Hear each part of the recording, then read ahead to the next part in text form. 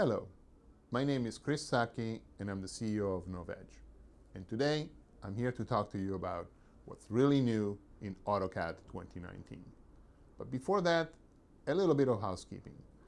I know that some of you think that this set is quite boring.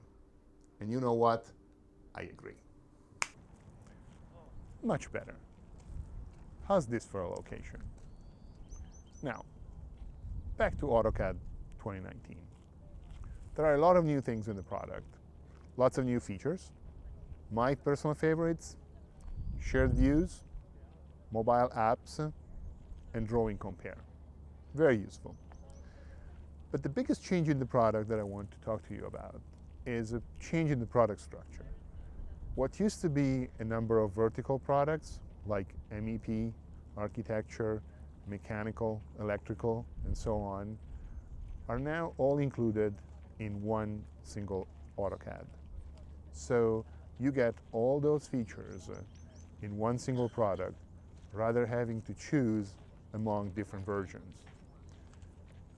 Some people on the internet are speculating that this is the umpteenth ploy by Autodesk to extract more money from their customers. That's not the way I see it. I think that for a small increase in price, you get a lot more features, and that in and on itself is a good thing. But also you get a much simpler product line. Where you had to choose between different modules, now you find everything in one place. That's extremely convenient. So our take on the new product structure is that it's a positive move and it's good for customers.